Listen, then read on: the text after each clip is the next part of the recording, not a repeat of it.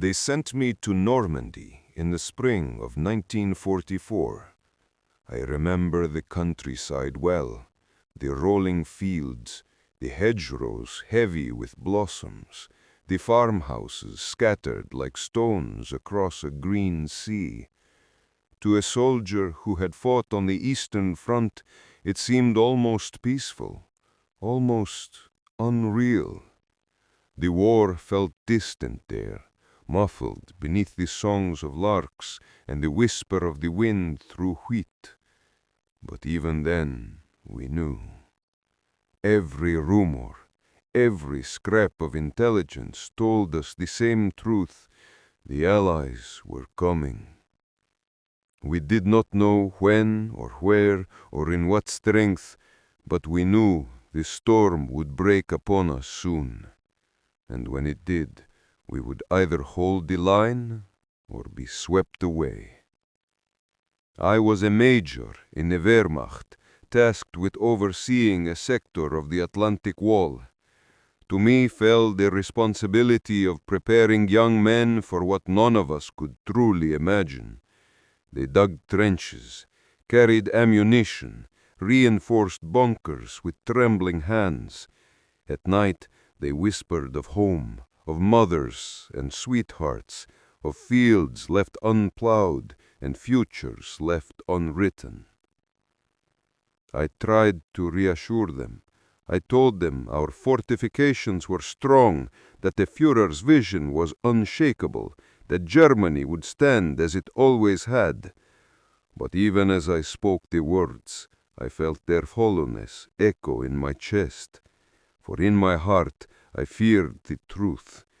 The enemy was greater than anything we had faced before. And when they came, we would be nothing more than sand before the tide. It began not with sound, but with light. The first flare arched into the night sky, bursting into a cruel white brilliance that turned the dunes into daylight. My men cursed and ducked, shielding their eyes. Another flare followed, then another, and then thunder. The horizon erupted. Shells screamed overhead, slamming into bunkers with such force the earth itself seemed to recoil. Sand leapt into the air, the ground shook beneath my boots, and my voice vanished beneath the roar of steel. Then, through the smoke, I saw them. Ships. More ships than I had ever dreamed could exist.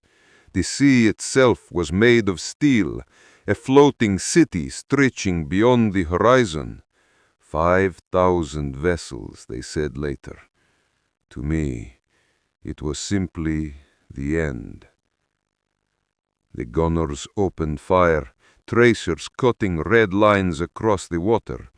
I fired my pistol until the chamber was empty, though I knew it was useless.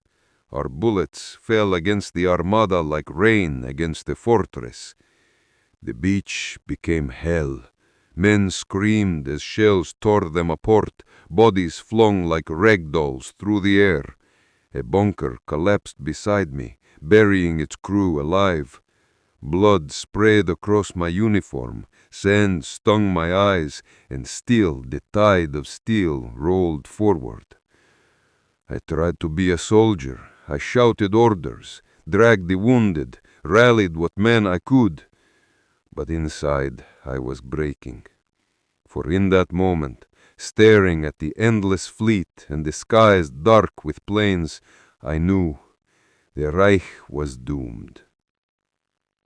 Hours passed in a blur of smoke and fire, and then came the order: retreat.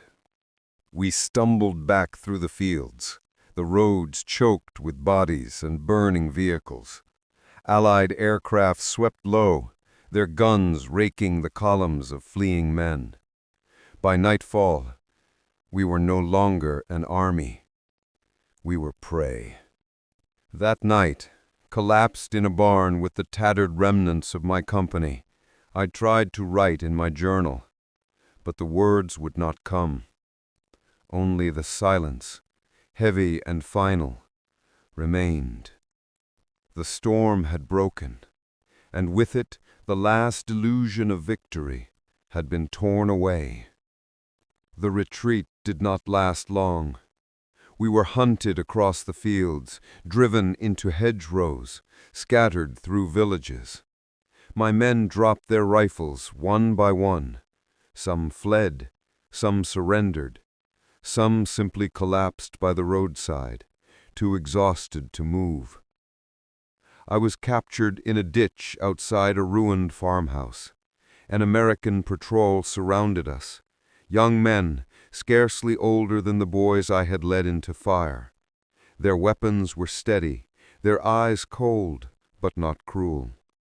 They shouted orders I barely understood, and I obeyed.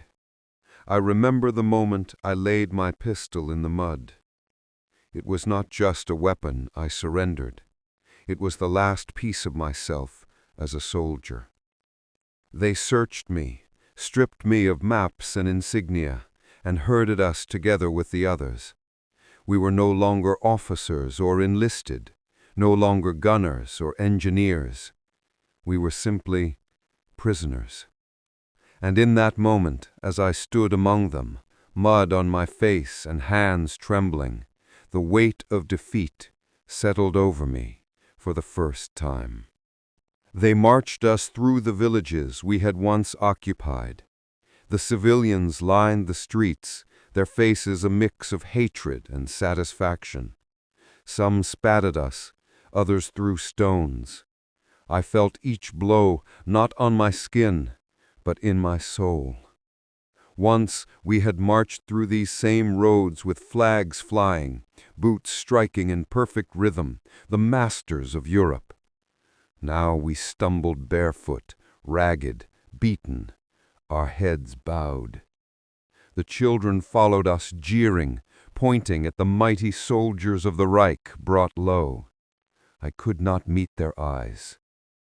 At night they herded us into barns, into makeshift pens behind barbed wire.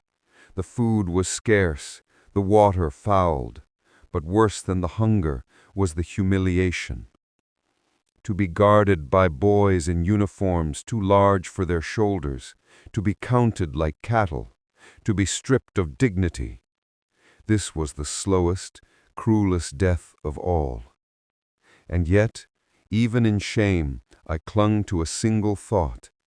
At least, I was alive. Many of my men were not.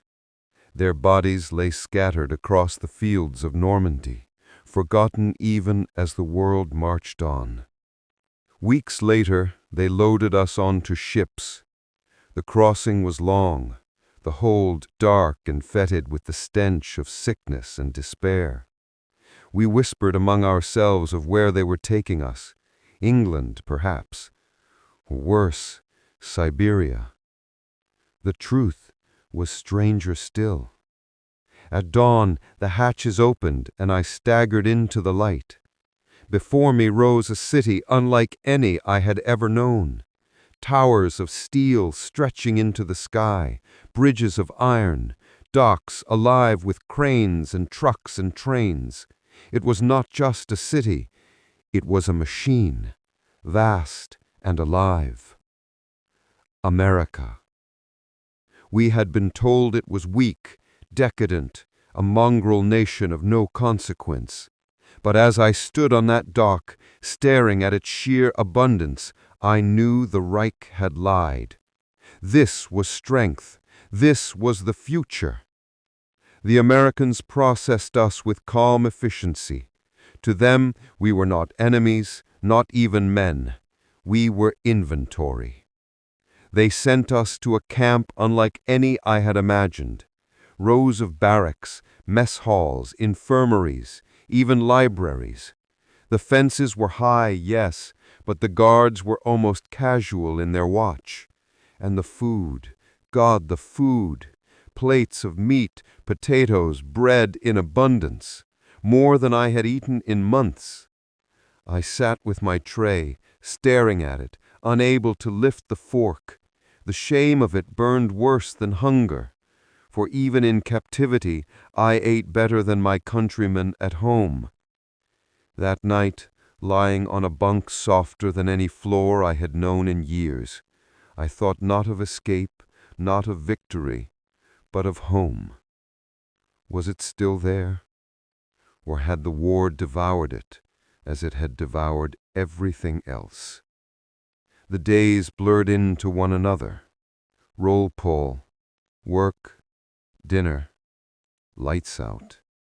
But the news seeped in, carried on whispers and headlines glimpsed from afar. Rome had fallen, Paris liberated, the Allies at the Rhine, Berlin burning. And then the final truth. Hitler was dead, the Reich had surrendered. Some wept, some raged, some sat in stunned silence. I felt only emptiness, a hollow quiet as though my very soul had cracked apart. For years I had given everything, my loyalty, my discipline, my very being, to a cause that demanded all and returned nothing.